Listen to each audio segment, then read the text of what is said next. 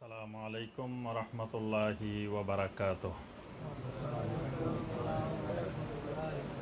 আর ইসলামের রোকন হলো পাঁচটি, আর কানুল ইসলাম হলো পাঁচটি।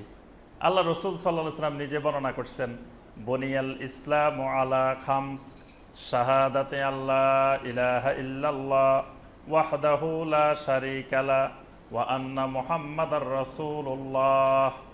এটা হলো এক নম্বর ইসলামের রোকন হলো যে এই সাক্ষ্য দেওয়া, শাহাদা দেওয়া যে আল্লাহ রাব্বুল আলামিন ছাড়া সত্যিকারের কোনো মাবুদ নাই, মুহাম্মদ সাল্লাল্লাহু আলাইহি ওয়াসাল্লাম আল্লাহর রসুল, এটা সাক্ষী দেওয়া। এটা হলো এক নম্বর রোকন। দুই নম্বর রোকন ওয়া ইকামিস সালাহ, সালাত কায়েম করা। তিন নম্বর রোকন ওয়া ইতাইজ যাকাত, যাকাত আদায় করা। চার নম্বর রোকন ওয়াল হজ, হজ্জে বাইতুল্লাহ। পাঁচ নম্বর রোকন ওয়া সাওমে রমাদান।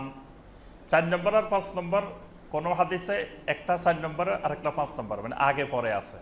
কোনো জায়গায় 4 নম্বরে সাওম, 5 নম্বরে হজ, কোনো জায়গায় 4 নম্বরে হজ, 5 নম্বরে সিয়াম। এই পাঁচটা হলো আরকানুল ইসলাম, ইসলামের 5টা রোকন। তাহলে নামাজের একটা রোকন বাদ গেলে যেমন তার নামাজ বাতিল, একজন মুসলিমের এই 5টা রোকনের একটা রোকন বাদ গেলে তার ইসলামও বাতিল।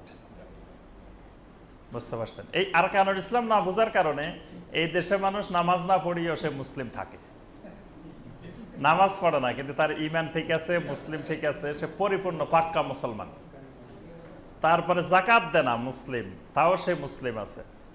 তারপরে সিয়াম পালন করে না, তাও মুসলিম আছে। হজ করে না, সামর্থ্য আছে, তাও মুসলিম আছে। অথচ তাকেই মাসালা জিজ্ঞাসা করেন যে নামাজের 6টা রোকন আছে ভিতরে, 6টা রোকন। নামাজের রোকনগুলো বলেন দেখি কি কি, বলতে পারেননি? নামাজের ভিতরে কি কি? 1 নম্বর কিয়াম, কিয়াম, জি, তাকবীরে তাহরিমা, কিয়াম, রুকু, কারাত, কারাতও একটা, রুকু, সাজদা, শেষ বৈঠক। জি, কয়টা হয়েছে? 6টা। এই 6টার মধ্য থেকে একটা আপনি বাদ দিয়েছে, নামাজ হবে। রুকু করেন নাই, বাকি সব করছেন, নামাজ হবে। সব করছেন, সাজদা করেন নাই। সব করছেন, কারাত পড়েন নাই, কোন সূরা আল ফাতিহাও পড়েন নাই, কিচ্ছু পড়েন নাই, কিন্তু বাকি সব ঠিক মতো করছেন। তাহলে নামাজ যেমন বাতিল, ইসলামের 5টি রোকনের একটা রোকন যদি কেউ বাদ দেয় তার ইসলামও বাতিল। কিন্তু মানুষ এই আরকানুল ইসলাম বোঝে না, আরকানুল ইসলাম সম্পর্কে জ্ঞান নেই। কবরে যে 3টা প্রশ্ন হবে, প্রথমে কবরে কয়টা প্রশ্ন? 3টা প্রশ্ন। 2 নম্বর প্রশ্নটাই হলো ওয়ামা দীনুকা, তোমার দিন কি ছিল? তাহলে আমরা উত্তর দিব দিন হলো আমার ইসলাম।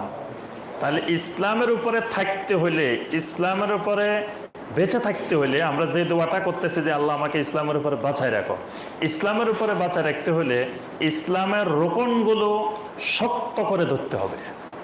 ইসলামের একটা রোকনও কোনো অবস্থায় ছাড়া যাবে না। যদি সে ছেড়ে দেয়, সে ইসলামে ছেড়ে দিল। এই জন্য এই 5টা রোকন হলো মূল, একবার মূল খুঁটি, মূল পিলার। এরপরে 5টার সাথে আরো আনুষঙ্গিক ইসলামের বাকি কাজগুলো আসবে, যেটা আমরা জিবরিল আলাইহিস সালামের যে হাদিসের কথা বললাম, হাদিসে জিবরিল, সেখানে নবী সাল্লাল্লাহু আলাইহি ওয়াসাল্লামকে জিজ্ঞাসা করা হয়েছে আকবিরনি আনিল ইসলাম, আমাকে ইসলাম সম্পর্কে বলেন।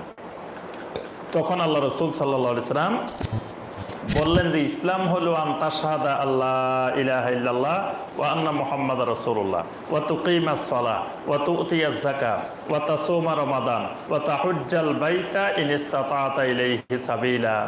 জিবরিল আলাইহিস সালাম বললেন সাদাক্তা, আপনি একেবারে ঠিক কথা বলছেন। সাহাবায়ে কেরাম পাশে বসা। ওমর ইবনে খাত্তাব রাদিয়াল্লাহু তাআলা আনহু হাদিস বর্ণনা করছেন, তিনি বলতেছেন যে আমরা তো চিনতে পারছিলাম না প্রথমে, যে কারণ লোকটার চুলগুলো কুচকুচে কালো, তারপরে দেখতেছে কাপড়গুলো ধবধবে সাদা, আবার তার কাপড়ের মধ্যে কোনো এমন সাদা যে সফরের কোনো লক্ষণ নাই। মরুভূমির রাস্তায় সফর করে আসলে তো সাদা থাকার কথা না, ধুলাবালি লেগে যাওয়ার কথা, ধুলাবালিও নাই, কিছু নাই। আমরা তো অবাক হয়ে গেছি, লোকটাকে সবাই তার দিকে তাকায় রয়েছি আমরা সবাই। তো মনে মনে আমরা ধারণা করতেছিলাম যে মনে হয় লোকটা মানুষ না, ফেরেশতা হইতে পারে, কিন্তু আমরা তো ধারণা করে কিছু বলতে পারি না। তো লোকটা কি বলে আমরা মনোযোগ দিয়ে শুনতেছি। তো লোকটা যখন বলছে সদাক্তা ফাআজাবনা লাহু ইয়াসআলুহু ওয়া ইউসাদ্দিকুহু, আমরা আশ্চর্য হয়ে গেলাম, আরে লোকটা প্রশ্ন করছে আবার কয় আপনি ঠিক কইছেন। তাহলে বোঝা যায় লোকটা আগে থেকে জানে। এটা আমরা আরো আশ্চর্য হয়ে গেছি যে লোকটা নবী সাল্লাল্লাহু আলাইহি ওয়াসাল্লামকে প্রশ্নও করছেন আবার সত্যায়িতও করছেন। তো এখানে নবী সাল্লাল্লাহু আলাইহি ওয়াসাল্লাম ইসলামের আরকান বর্ণনা করে দিয়েছেন যে ইসলামের আরকান হলো 5টা। 1 নম্বর আরকান হলো শাহাদাতে আল্লাহ ইলাহা ইল্লাল্লাহ ওয়া আন্না মুহাম্মাদুর রাসূলুল্লাহ, যে আল্লাহ ছাড়া কোনো সত্যিকারের মাবুদ নাই, মুহাম্মদ সাল্লাল্লাহু আলাইহি সাল্লাম আল্লাহর রাসূল, এটা শাহাদা, সাক্ষ্য দিতে হবে। মানে কেউ যদি ইসলামে ঢুকতে চায় তাও এটা পড়ে ঢুকতে হবে, ঘোষণা দিয়ে ঢুকতে হবে। আবার ঢোকার পরেও এটার ঘোষণা ছাড়া বসে থাকা যাবে না, মানে এটা কন্টিনিউ ব্যাপার। মানে কেউ নতুন আপনার কাছে আসছে যে ভাই আমি মুসলিম হতে চাই, তো কেমনে মুসলিম বানাবেন? আপনাদের কাছে কেউ আসলো যে ভাই আমি মুসলিম হতে চাই, আমার একটু ইসলামে ঢুকাই দেন তো, তা আপনি ইসলামে কেমনে ঢুকাই দিবেন? যে আমিও দিন এক মাহফিলে জিজ্ঞাসা করলাম সবাইকে যে ভাই আপনার কাছে একজন লোক আসছে যে বলতেছে এসে ভাই আমি একটু মুসলিম হতে চাই, আমার একটু ইসলামের মধ্যে ঢুকাই দেন। অনেকে আসে কেন ভাই আমি আপনার দলে যোগ দিতে চাই, আমার একটু দলে ঢুকাই দেন। তো এখন একজন আসে করলে ভাই আপনারা তো মুসলিম, আমি আপনাদের মুসলিমে যোগ দিতে চাই, তা আপনি কি করবেন, কেমনে ঢুকাইবেন? সবাই উত্তর দিছে কি, কয় হুজুরের কাছে নিয়ে যাবো। আমি বললাম যে হুজুরের কাছে কেন নিবেন? আপনি মুসলিম, আপনি ইসলামের একজন সদস্য, তা আপনি আরেক ইমাম সাহেব ইসলামের একজন সদস্য, আপনিও ইসলামের একজন সদস্য, আপনিও মুসলিম উনিও মুসলিম। তা আপনার কাছে আসছে একজন, যদি কোনো দলের একজন কর্মীর কাছে আসে কে ভাই আমি আপনার দলে যোগ দিতে চাই, তাহলে সে কি করে? সে ফরম পূরণ করাই দেয়।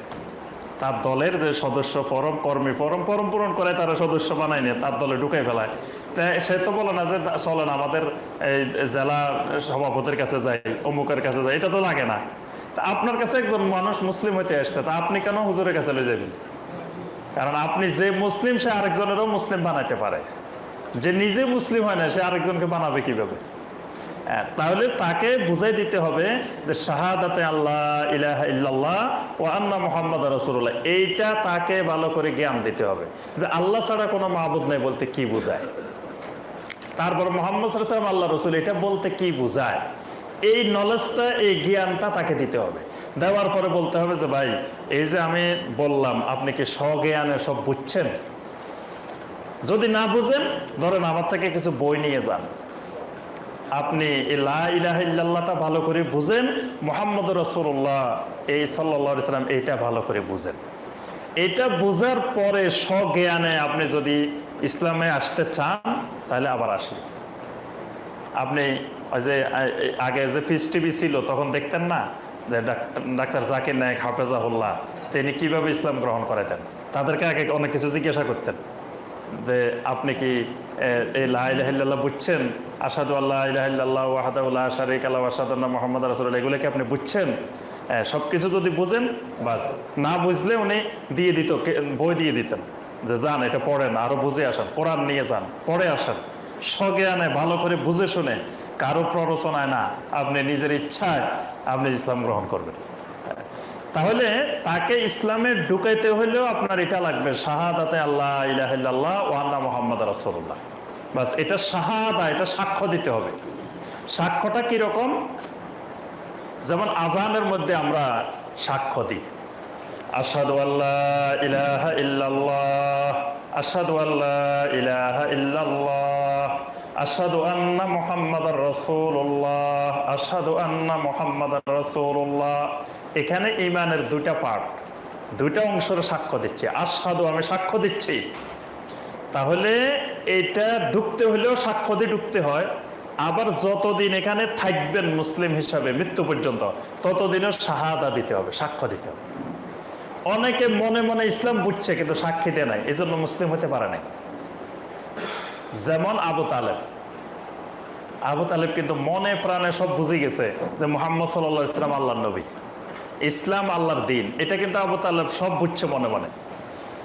কিন্তু তাকে নবী সাল্লাল্লাহু আলাইহি ওয়াসাল্লাম বলছে যে আপনি সাক্ষী দেন, বলেন লা ইলাহা ইল্লাল্লাহ, ঘোষণা দেন। হে বলে নাই।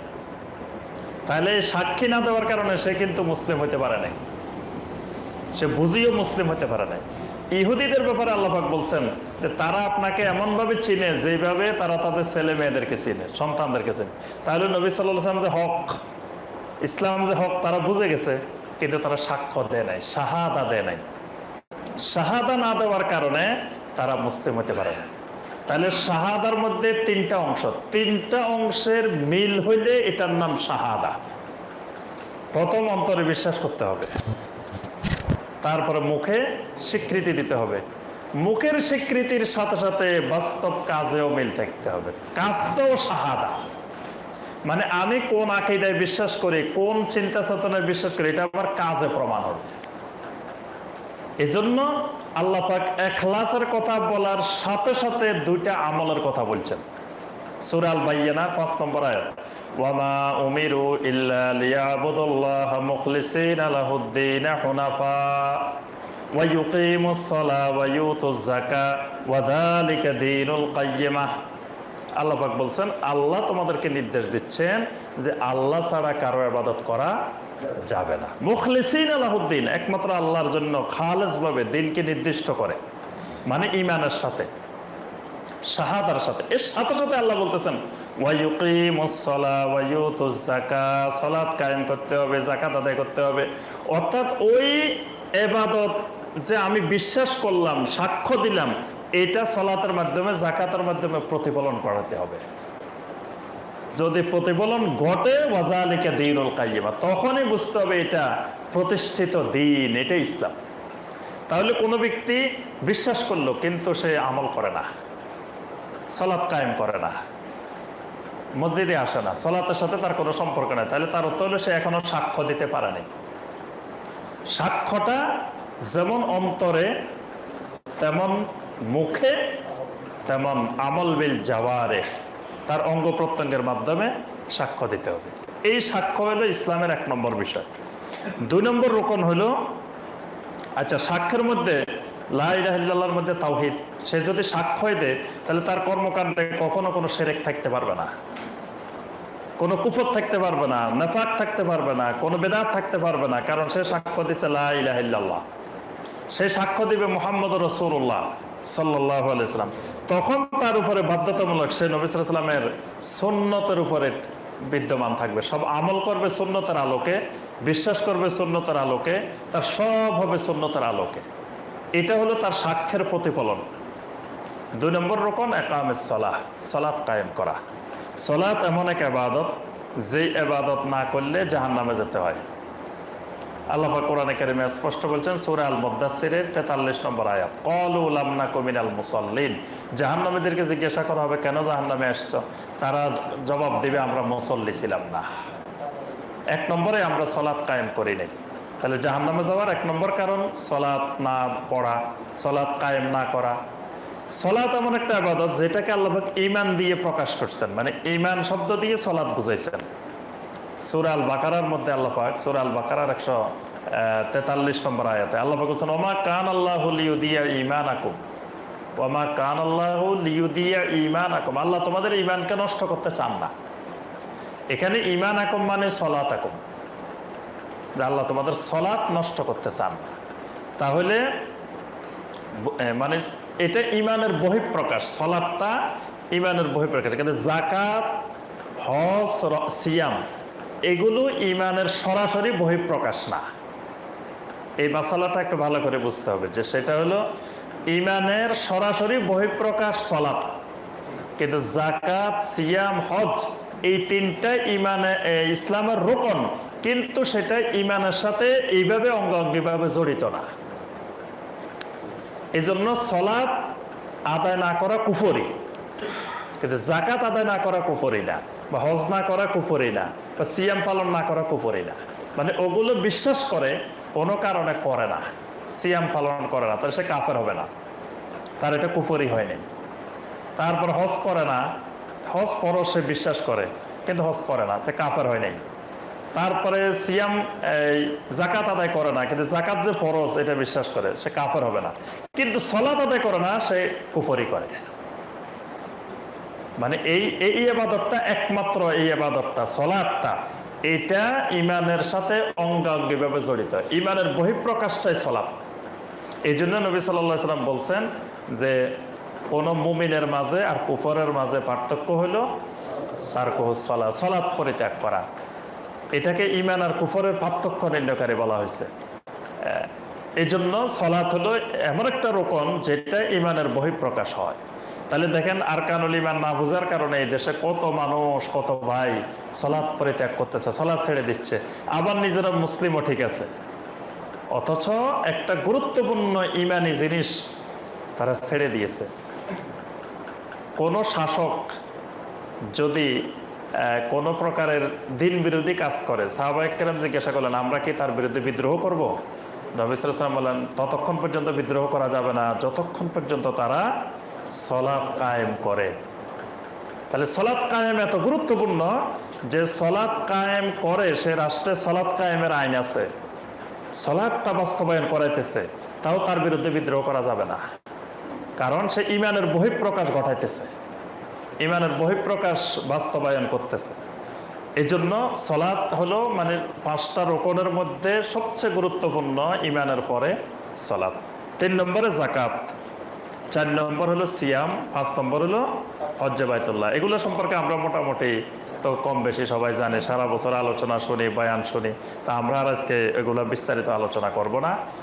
মেইন রোকনের মধ্যে প্রথম 2টা যদি ঠিক হয়ে যায়, বাকি 3টা তার অটোমেটিক ঠিক হয়ে যাবে। কারো যদি শাহাদাতে আল্লাহ ইলাহা ইল্লাল্লাহ ওয়া আন্না মুহাম্মাদুর রাসূলুল্লাহ ঠিক হয়, কারো যদি আপনার সলাত ঠিক হয়, তো বাকি 3টা তার অটোমেটিক এমনি ঠিক হয়ে যাবে, কারণ এই 2টা মূল ইমানের সাথে সম্পৃক্ত। আর ইমান ঠিক হলে আমল এমনি ঠিক হয়ে যায়। আল্লাহ সুবহানাহু ওয়া তাআলা আমাদের সবাইকে আরকানুল ইমান, আরকানুল ইসলাম জানার, বোঝার, সেই আলোকে আমাদেরকে আমল করার আল্লাহ পাক তৌফিক দান